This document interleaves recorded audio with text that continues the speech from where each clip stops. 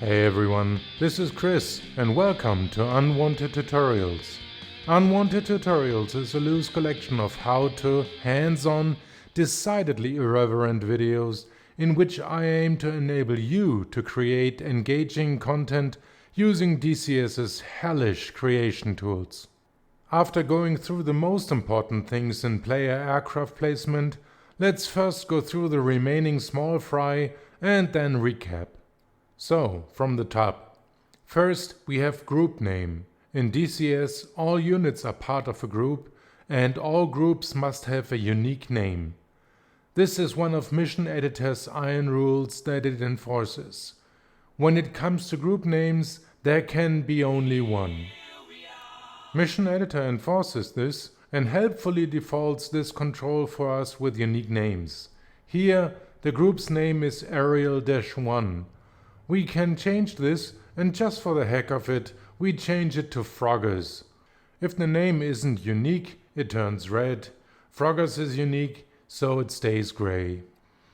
Condition we already talked about.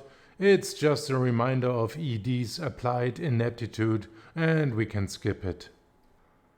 Country we covered extensively. If possible, make it combined joint or UN peacekeepers to be able to access all aircraft.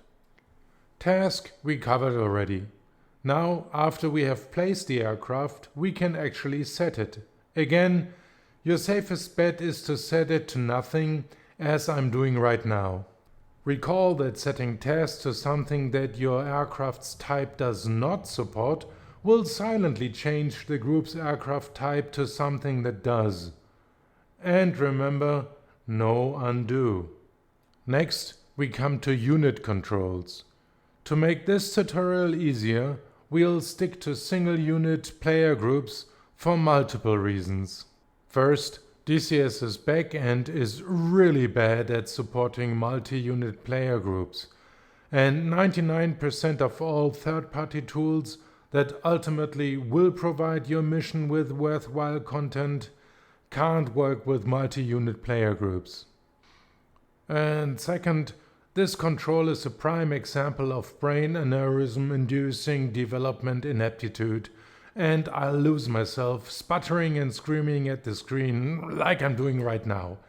Entertaining, I know, but we'll put that off until I talk about group management.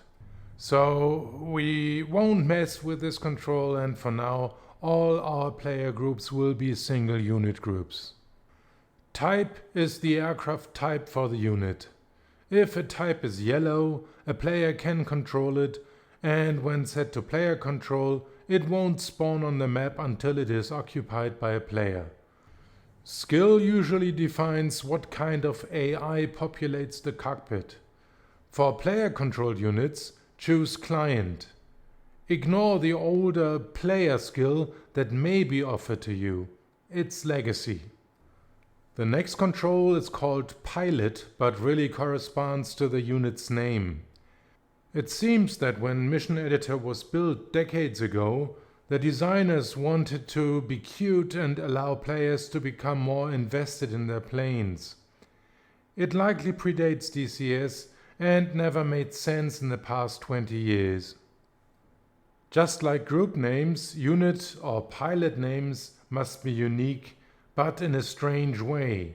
Unit names must be unique between units, and group names must be unique between groups. You can, however, have a group and unit of the same name. It's not a good idea to do so, but it is possible.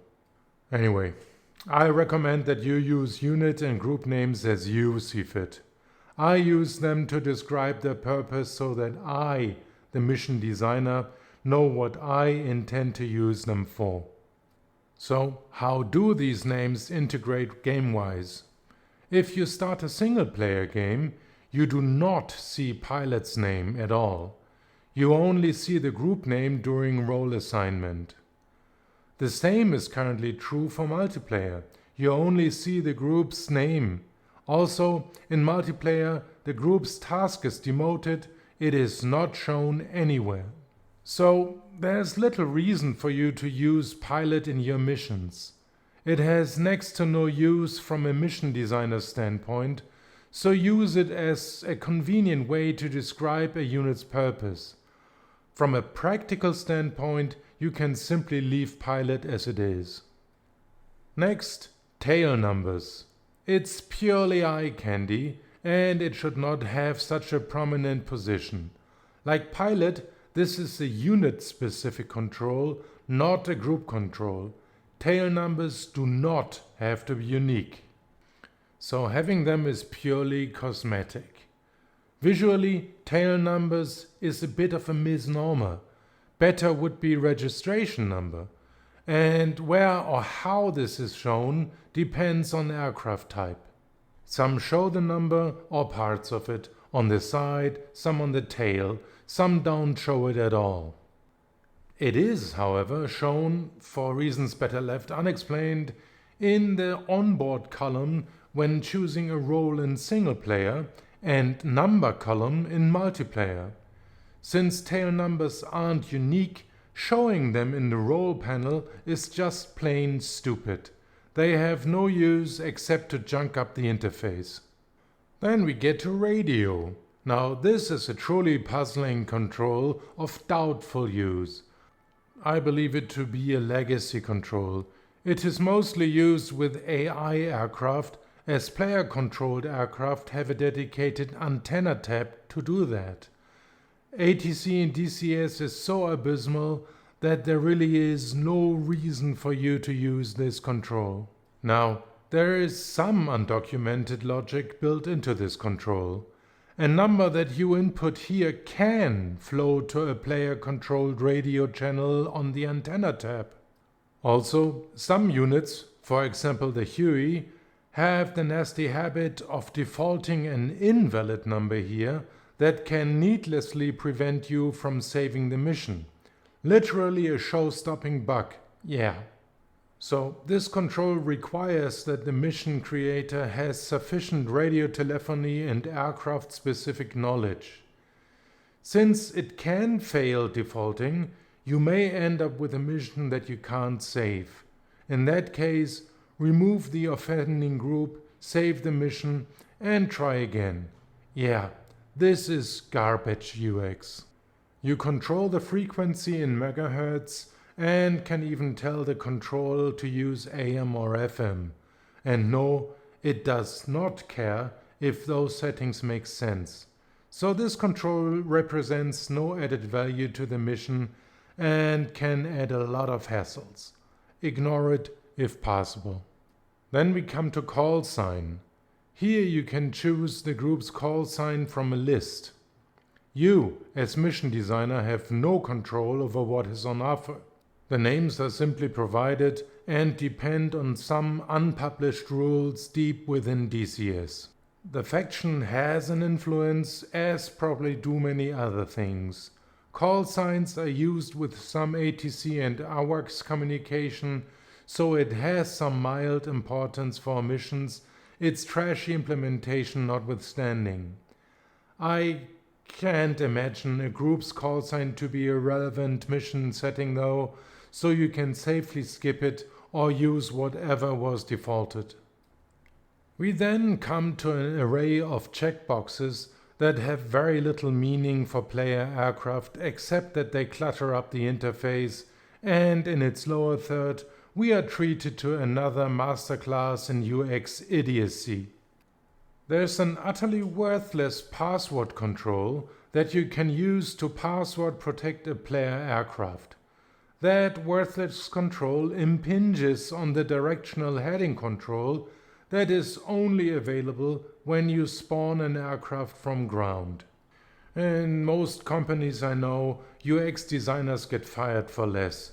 In Mission Editor it seems to be a badge of honor to prove that they can crap onto the interface no matter how little the requirement. And there you have it. After all that bitching, let me briefly summarize. To place a player aircraft, choose helicopter or jet on the left, set country to combined joint or UN, set task to nothing, set skill to client, and choose the type of aircraft. Then click to place the aircraft and choose the spawn action, air or ground. Click on the Weapons tab to set up loadout and fuel. Click on the 3 points tab to set up miscellaneous stuff. If you want, change the group and unit name to something that suits you. Ignore all the other stuff, it's usually irrelevant busywork. So, couldn't I have said all that in the first video? Sure, but where's the fun in that? At least now you know almost half of the stuff that can go wrong, and that there are other people who give a damn about UX.